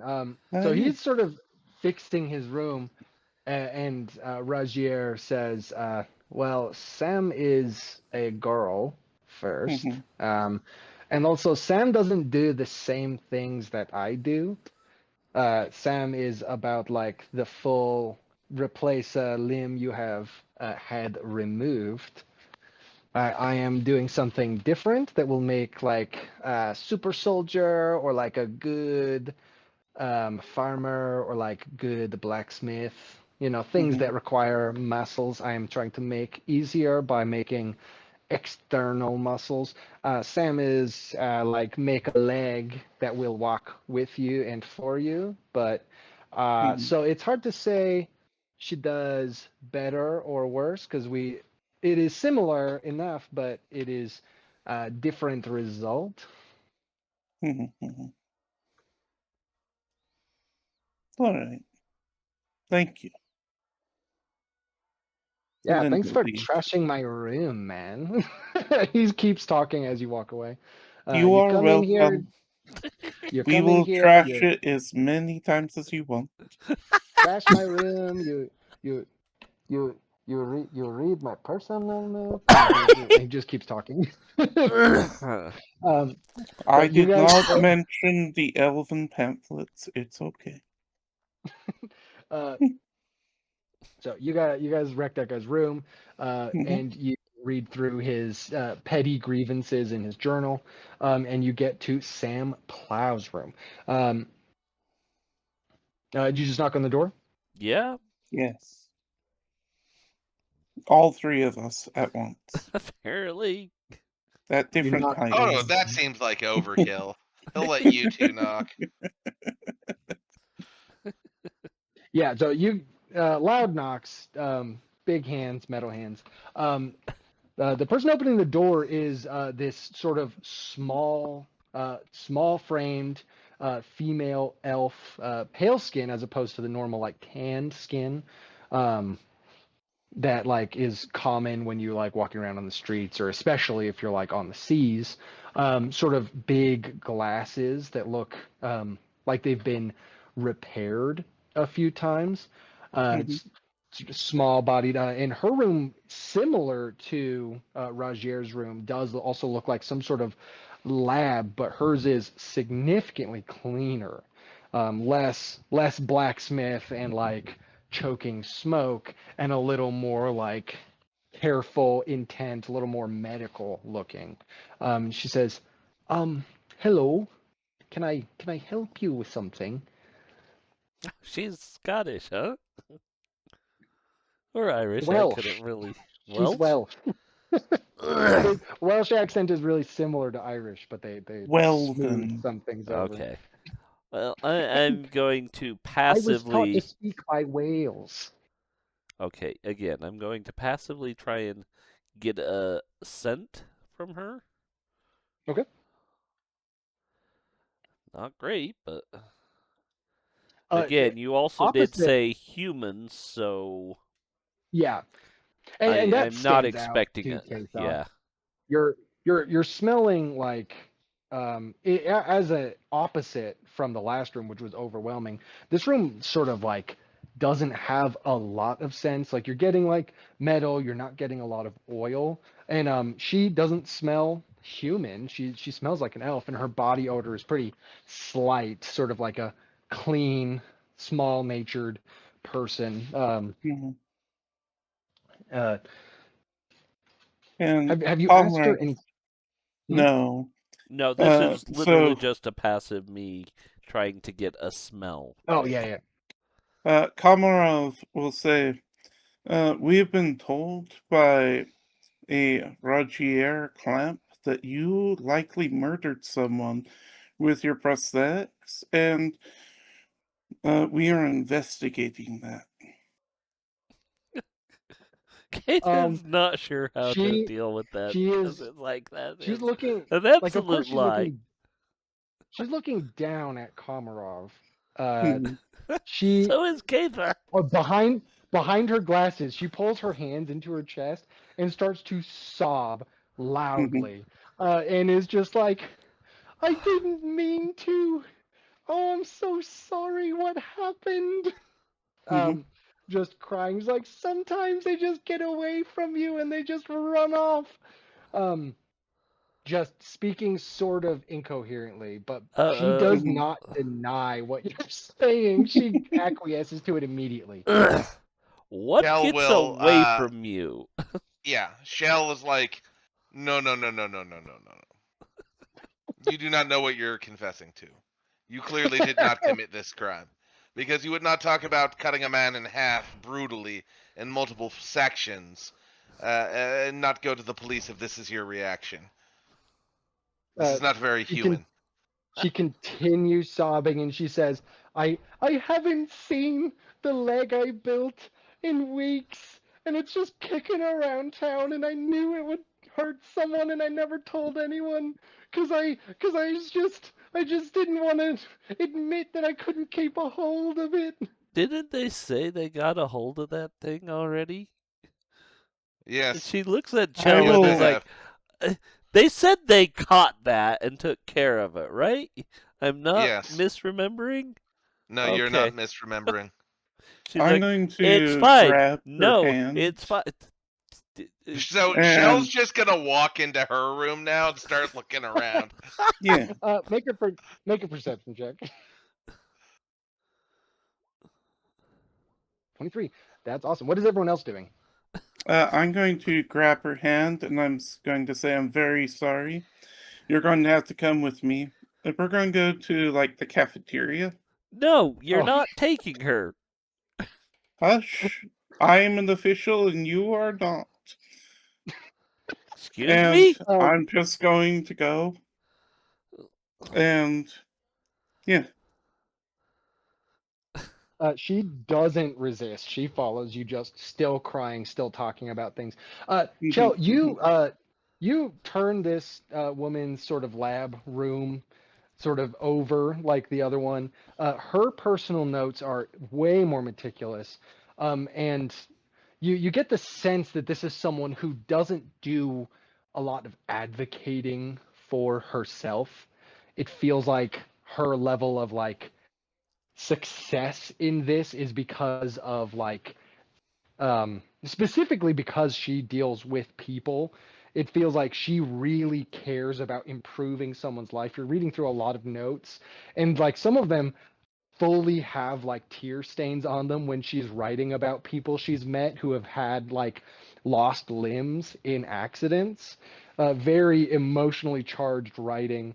And there is a few notes in the back that says that they lost track of her prosthetic leg, the first powered one she had like really put into, and it had kicked a rut in the quad out front of the building, and then eventually it was just gone. She hasn't seen it. So it follows along with what she said initially when she admitted to being responsible for a prosthetic aligned death, which is the information you gave her. Hmm. But to the journal that Chel is flipping through, it doesn't seem like she has a lot of animosity to her.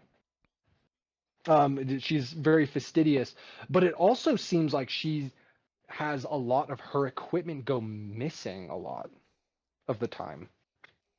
So, I'll ask her if she's talked to the guy who lives off campus. She's not here. She walked off Oh, with Komarov. Yeah, well, And she Caytha left. is She left her literally room and she left like you in yeah. her room. Well, I'll Caytha posit my is theory to Caytha then, which is I think that her stuff is being stolen by the man off campus and put to ill use. okay. Let's go make sure Komarov doesn't do something. I'm Komarov, you've not been sure alone with this what, woman. but I just Um, don't want him to do something. Hmm. Uh, like, and like Chel gives Just a knowing go. look to Caytha, and he's just like he understands in his soul. He doesn't understand anything about humanity, but he understands that Komarov can be a lot. Hmm. No, Caytha is like Komarov, kind you of pushing Chel out of the room, like, okay, let's go. And she closes the door behind her. I'll take the journal Little with me, and trust. we'll return this later. But we might need it to compare what was missing to stuff at the other person's house. That's So fair. we'll take it. Yeah. I agree. Rogier is just a dick. Oh yes, very much so. Entitled little um, prick. uh, Komarov, you've been alone with this woman for a few. You have a moment alone as you walk her to the cafeteria. Chel is Hmm. going through her stuff, and Caytha is making sure Chel doesn't just flip the place the same way they flip the other place. Hmm. What do you say to her? She's crying. She is apologizing to her negligence. She is talking Hmm. about how she doesn't deserve to earn a doctorate, and she just wanted to help people, and she didn't think it would go this far. Hmm. So, uh, like,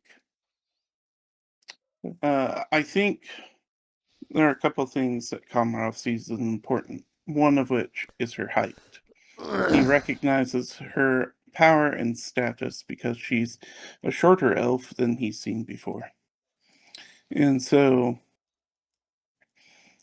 he goes and is going to like give her a drink, and he says, "The fact that you killed someone, immaterial. You need to own up to the responsibility of that. And the responsibility you owe is to continue your work. Yes?" She's just like breathing so heavy, and she's like, "What do you mean?" Well, obviously, from your short stature, you are naturally gifted to powers of leadership and intellect. And, like, you cannot be walked over by other people. Much like your leg just walked over a bunch of people. Yes? It kicked so many people, I couldn't stop it. Yes. But you have to stop seeing that as a mistake, and you have to see that as progress. Yeah? Make a. I want you to make an inspirational check. Whatever it is to Komarov Yeah. will be true to the situation.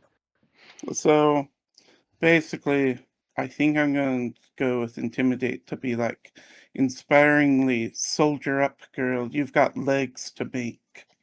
Yeah. Okay. There we go. 27.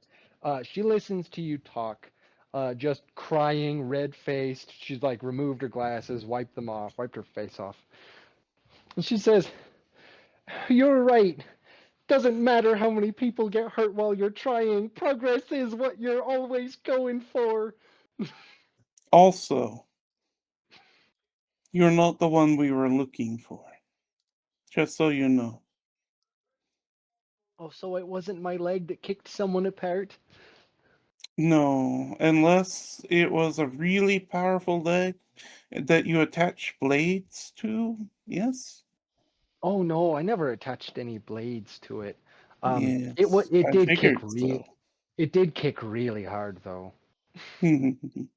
Because you It, are it excellent. See? You are gifted. You must learn to appreciate your talents. If a few people get kicked, all the better.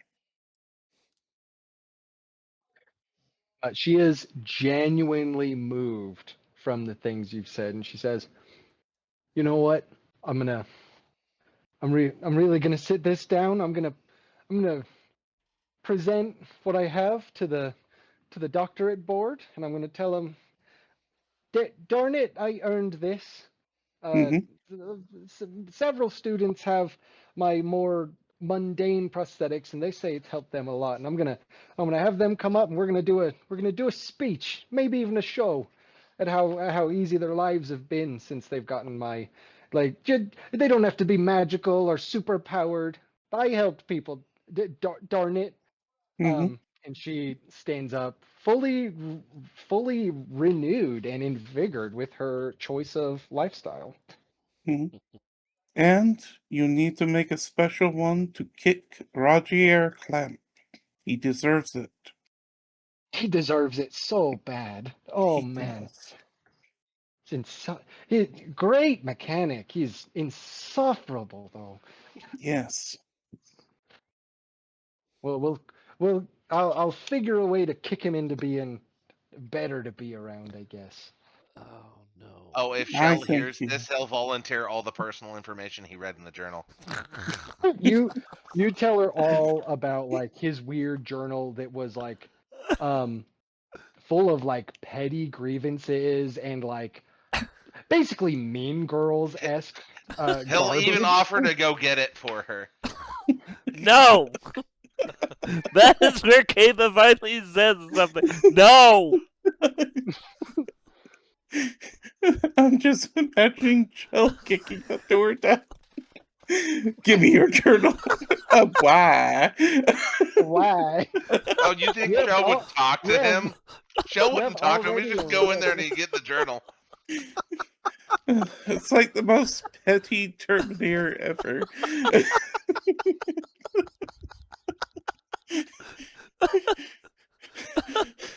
Skynet set me back in time to spread gossip about you, John Connor. Why would you do that? Chel has never hated anybody before. This is a complicated feeling for him. Doesn't know how to process it, guys. Jeez. Why'd you hit me? I just want people to be strong. Oh, goodness. Oh, No. God, the words No. he's saying, No. yeah.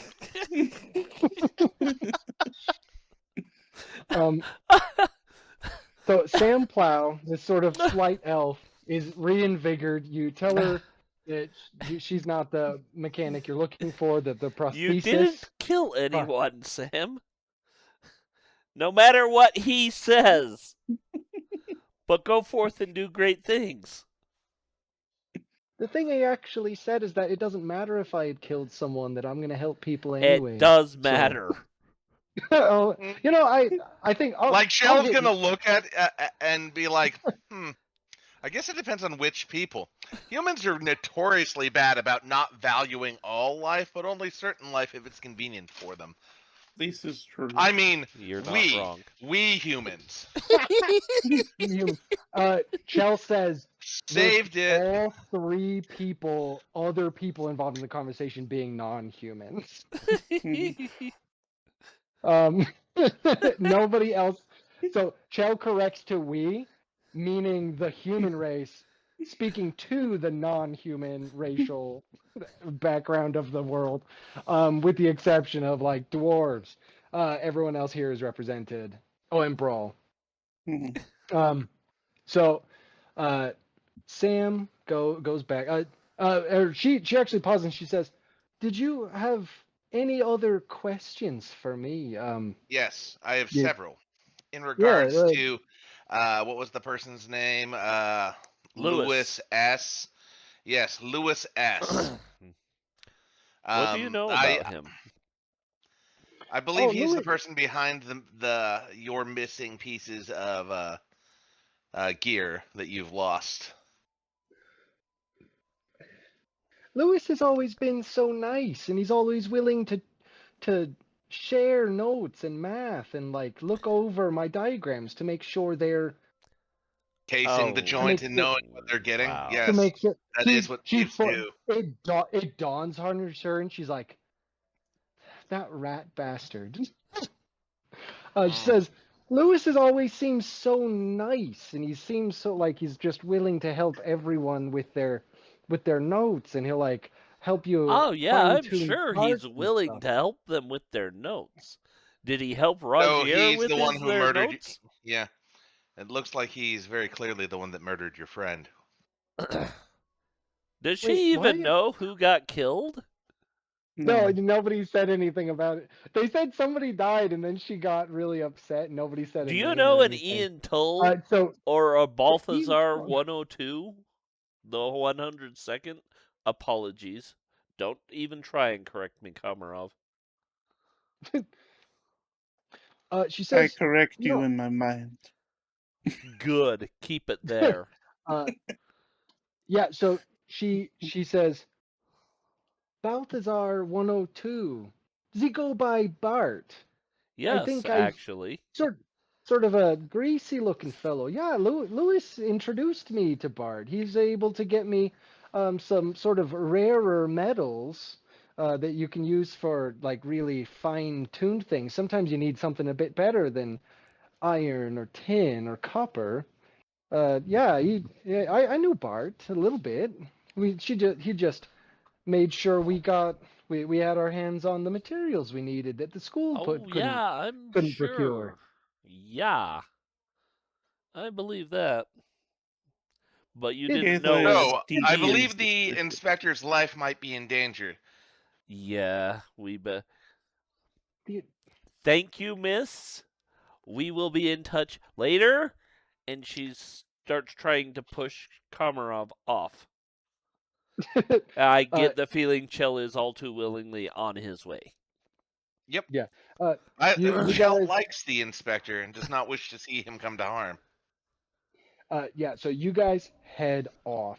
Um, head off into town. You've been given an address. It is sort of on the warehouseier side of town where you had originally, or where Chell had originally procured a room. Um, so it's a bit of a jaunt. Like this guy not living on campus feels a little weird. Yeah, one would Um, expect someone that like goes to school there to live close. yeah, he lives like kind of far away. Like the to get to school every day, he would have to um, that or he owns like a good horse. But even then, it's rather inconvenient, especially when they let you live on campus. Um, So you guys head down to this sort of warehouse your side of town. The day is getting a little later. You spent a lot of the morning examining this corpse and this crime scene, and walking around the campus and talking to Dr. Filorn and interviewing these two very different kinds of students. And getting here to the location, it seems as though there's a ground floor, like one of those duplexes where like the front door of both places is on the ground floor, but one of them is like leads immediately to stairs, and it goes up, and the address leads to that door, and it is hanging open. Never a good sign. Well, it could be an inspector. I Are don't there think any he'd the leave signs? the door open. He would if he busted down the door because he heard screaming or something. Let's get in there. Sword and shield at the ready, I think. I'll be a little more prepared with this one. Yeah, I'll loosen my hammer and be carrying it in one hand. Right. So you guys, do you guys just run up the stairs? I mean, after got weapons out, yeah. Oh yeah. So you guys draw weapons, run up the stairs. And as you guys are going up the stairs, you hear, or go ahead and make perception checks, everyone. Well, can't beat that. You can't beat that. Chel, you are focused on helping Inspector Greg. Super cool dude, really chill, rad as hell, Yeah, very helpful. he's my best friend. He's also technically the only human you've met and learned their name since you've gotten to this city. Yes. And everyone in the party, none of them I'm are human. fairly certain I know 2 other human names. They just don't like to be called human. It's really weird. Oh yeah. Yeah. So you are distracted. Komarov, you hear a door slam, and are pretty aware that you guys are not being subtle or quiet. Caytha, you hear somebody speaking from the other side of said slam door, and it's like a shushing sound. So you guys come up into what does look like a working workshop, like the studio apartment, a lot bigger than the student housing from the other two people you interviewed. You come up like workbenches with parts on it, like sacks with different kinds of like metals in it, plenty of working tools, and the place is empty.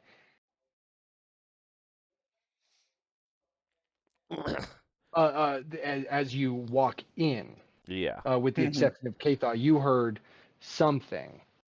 Yeah. So there is one other Okay. door, or there are two other doors in the room. One of them is in the kitchen, sort of like a what would lead to a larder or a pantry, and the other one would be the door to the lavatory. Okay, I'm gonna go with kitchen.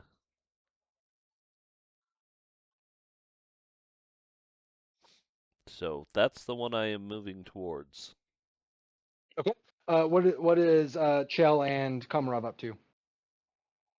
As far as I know, this is the only way out, so I'm gonna let them go search. Okay. Chel, what are you up to? I'm searching the place. Okay. Go and give me Particularly the list of missing items from Sam. Any of if you that want stuff. to, whichever has the better bonus, go ahead and make perception or a craft check. I think it's +6 or +4. No, wait, no, +2. Okay, so perception it is. Moderate success. There are a lot of parts here, a lot of things that look the same. You got a list of things, and then you are confronted with the idea that you don't actually know what some of these things look like. So you're Well, looking over wouldn't the that thing. be under occultism? as it is not typical craftsmanship, but like magical shit. The student names, as noted specifically by Dr. Philorn, they don't use magic. Oh, okay. Yeah. No. Yeah, Dr. Philorn does use magic for his stuff. Like he's sort of Okay. cutting in between. But these guys are using like straight up and down mechanics. Like it's got like the magical logic behind it, where you have like mystical metals So would and it stuff be like that. academia then? Academia would work actually, if that's a better bonus for you. That would absolutely Hell work. yeah, it is. And I roll the exact same. It's the You same. know, I'm consistent, which I So appreciate. Chel, I think you do. I think the problem is you do like know what everything is, but you're comparing every piece on the tables. There's so much here, like just so much there. But I think you particularly notice that there is like a fairly advanced. So you're not finding like everything on the list immediately. You do see a pretty advanced looking prosthetic leg with a knee joint that looks like it's been partially disassembled. It has a lot of wear into the foot, covered in dirt. Well, we found that. The escaped foot. Uh, So, Chel, you have like sort of gotten your eyes on this leg, but you don't have like other things, and you know that like the leg had quote unquote escaped. She like the concept of theft was never in question for that. It was like out in the world and then just disappeared at some point. So, Chel, you've got the leg. Komarov, you're covering the door. Caytha, you're heading to the pantry door. How are you approaching? I mean, she's trying to actually be sneaky, but it's not like she's competent at that. But hey, Yeah. we can roll. Yeah. 11. Okay. As you I doubt get I could even fool Chel with that. Yeah. As you get close to the pantry door, you hear like for 1 second, right as you're like at the door, sort of with a moment for Caytha that I think is a little bit pausing. Like you're in a moment of like crisis. You think there's something bad happening. You've got both hands full as you come up to the door, holding the strap of your shield and holding your bastard sword. The door, as you pause, the door kicks open, striking you right in the face. And I think this is where we will stop and we'll lead into combat as we come back. Nice.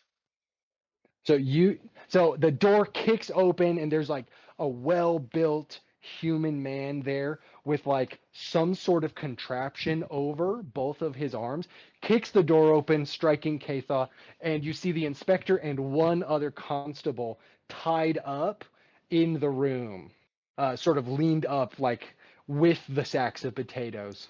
So Chel is going to be like, we stopped them from doing sex crimes.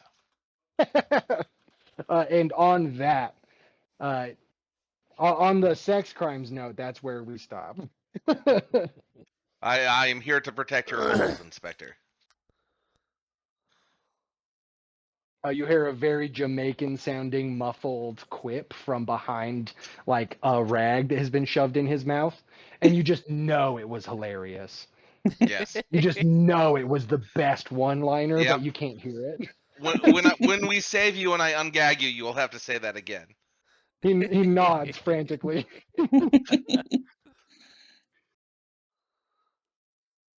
Okay.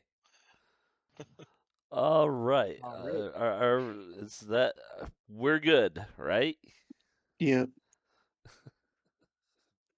Okay.